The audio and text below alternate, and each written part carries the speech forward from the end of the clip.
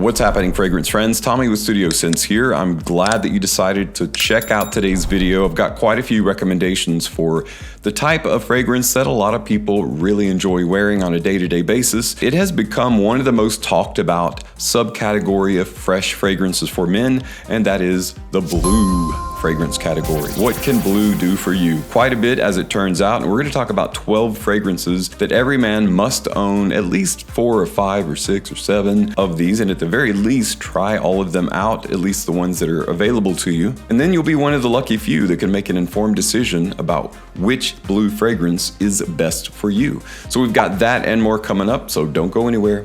I'll be right back right after this.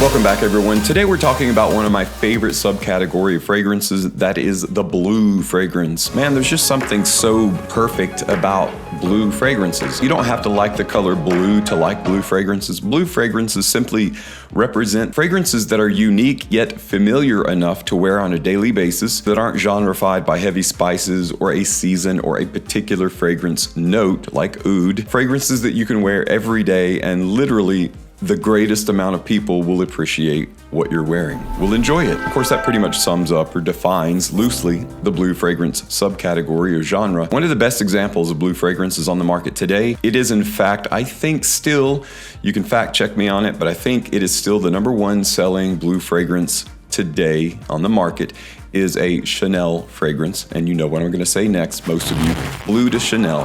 Whether it's Bleu de Chanel, the original, the Parfum, the Eau de Parfum, Bleu de Chanel is an amazing blue fragrance. And I think what captivates most people about Bleu de Chanel is not only do you get this wonderfully bright blue, citrusy, marine accord in the open, but you also get the promise or the hint of darker notes, darker territory, that is in the use of incense. And Bleu de Chanel has set that standard kind of, because other fragrances, other fragrance profiles in the blue genre are following suit. And so now we have quite a few to choose from that aren't just light and airy, but they also are a little bit darker and serious about their freshness. Bleu de Chanel, however, remains one of the best examples of a blue fragrance, and I highly recommend that if you don't own it, at least try it out and save up your money, because it is a little bit more expensive.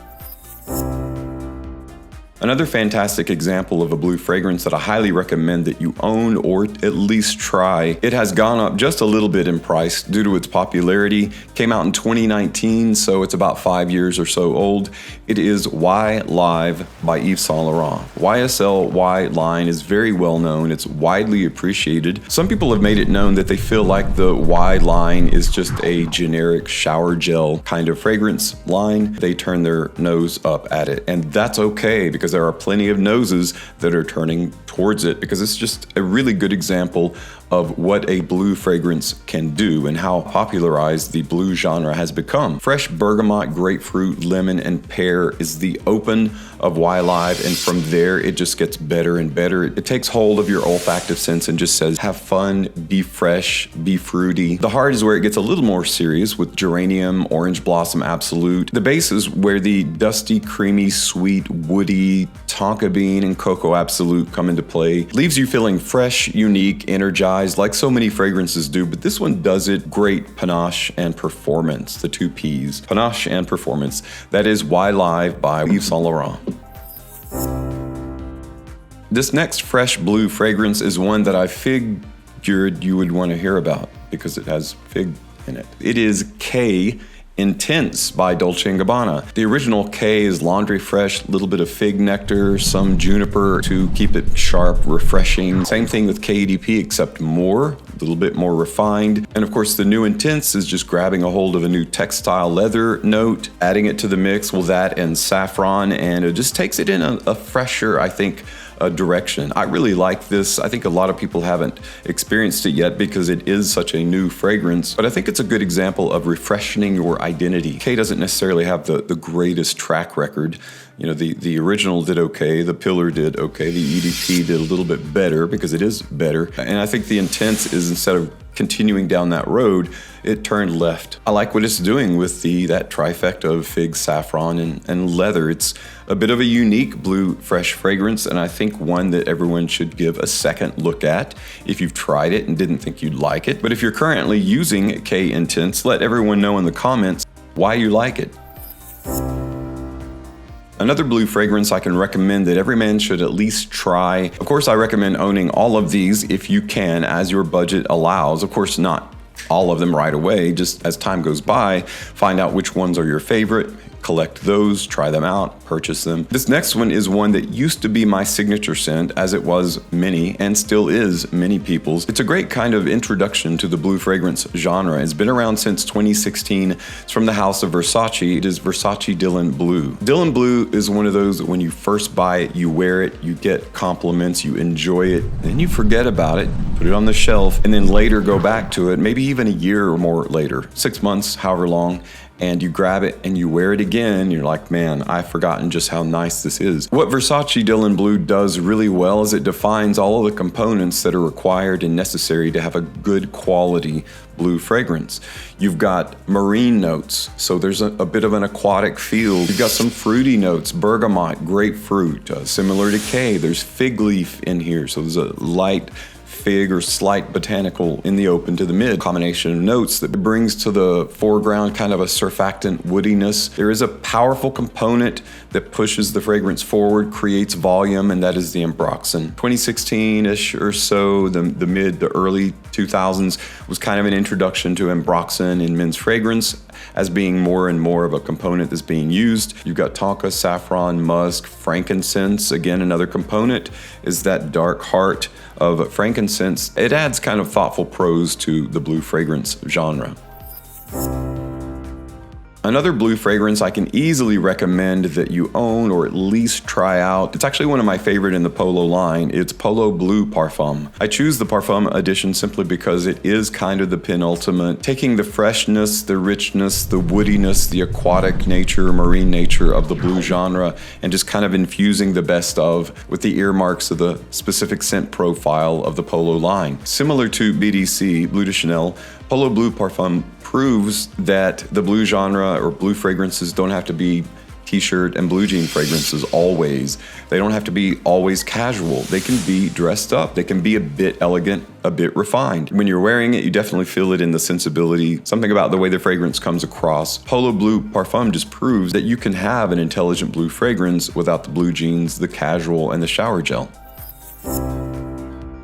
Another fairly recent addition to the blue line of fragrances with blue genre is one from Mont Blanc, and that is Mont Blanc Legend Blue. Now, I know I've talked about this fragrance until I'm, in the face? So yeah, I've talked about this fragrance until I am blue in the face because it's just such a good example. You know, you've seen a movie that had a really low budget or a mediocre budget, and you're like, wow, they did a fantastic job because they used their creativity instead of relying on heavy visual effects or whatever. And that's kind of what Mont Blanc does with this. Yes, it's a very simple, casual wear fragrance, but there's a bit of a refinement too that allows you to wear this with suit and tie or dressed up. That adds to the viability of owning this because then you've got this whole broad spectrum of situations that you can wear it in. And just as a simple blue fragrance, they did a fantastic job. You don't always have to be super unique and different, and Mont Blanc proves that with Legend Blue. And the price is such with this one, guys. Come on, there's no reason not to own it.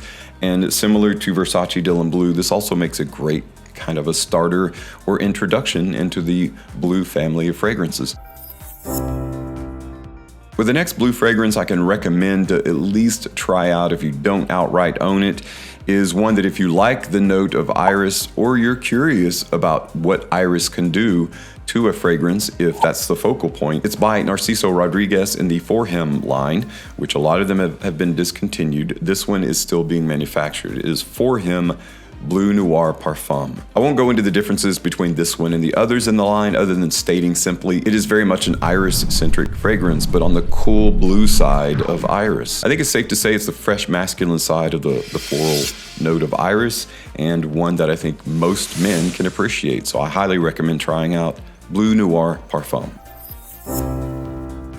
You could definitely say that 2024 has been the year of the elixir, 2023, 2024. So it's no surprise then that Carolina Herrera, focusing on her Bad Boy line, would release Bad Boy Cobalt Elixir. Cobalt itself being a fantastic blue pillar of the Bad Boy scent profile. Elixir, pretty much the same, just darker, heavier, denser, and actually, as you would imagine, longer lasting. Performance of this, and really any elixir, should be great. I really enjoy what Cobalt does with the notes of black plum and what is the other one, truffle?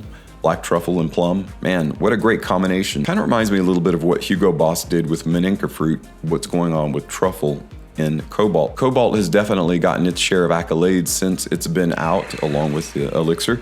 So if you've never been a fan of Bad Boy, definitely give this one a try. I think you would really enjoy it as a blue fragrance because it's definitely a lot different than the other Bad Boy fragrances.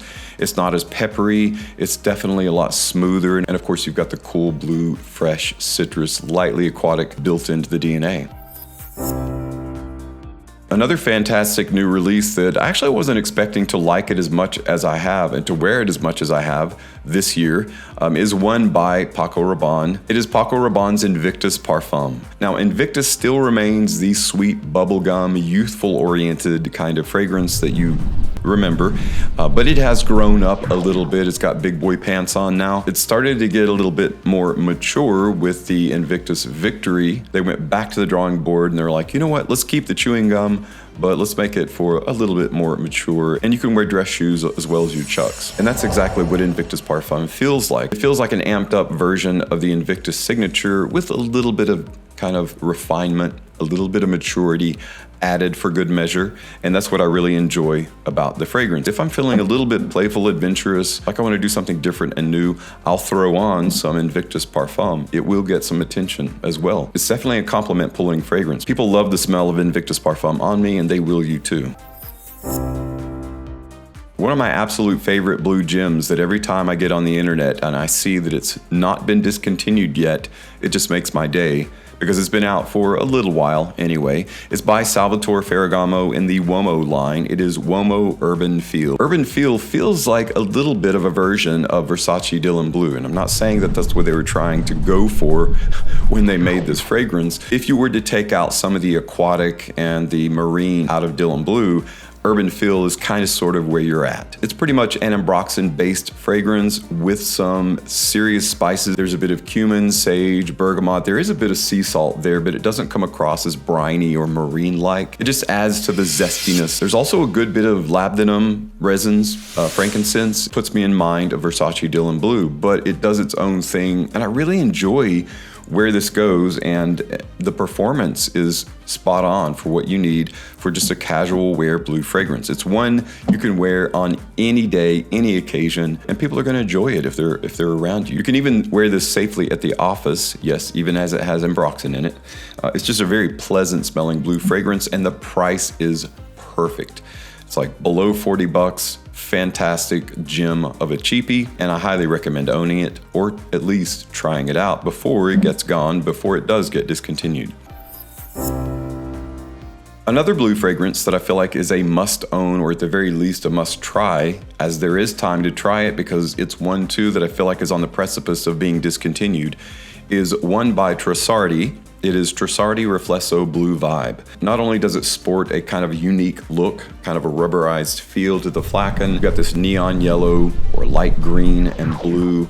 It's just a really cool look, but the fragrance itself is just another example of what you can do with blue. You can make a unique fragrance even as it's part of a kind of a, I don't want to use the term generic, but that doesn't mean the fragrance itself has to seem or come across as generic. Blue Vibe is a great example of how you can, on a budget, make a fantastic blue fragrance. And Blue Vibe is also a great example of a woody blue fragrance without the aqua. There's no real aquatic feel. It's just a nice blue, lightly sweet, very masculine, very unique. It's kind of like a sharp, bracing kind of woodiness similar to like teak wood. I would recommend grabbing it up before it does get discontinued, because Trussardi is one of those lines that will disappear off the market and people scratch their head and later on figure out, oh, that was discontinued.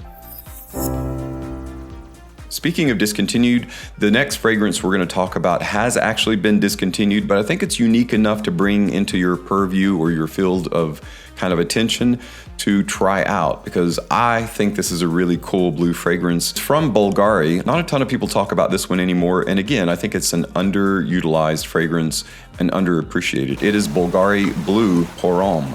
Blue, of course, being spelled BLV, or the U that is the Bulgari U. This is a very unique kind of baby wipe, baby powder, baby shampoo. A lot of people say it's got that baby shampoo powdery kind of smell to it, and it does, but it's more unique than just that. It's also a very nice herbal green, almost botanical, just a very unique blue fragrance that I think every man should at least try, because it tells you again that blue doesn't have to be shower gel. It can be unique. Even as it's a blue fragrance, it can have components of green, herbal, or botanical.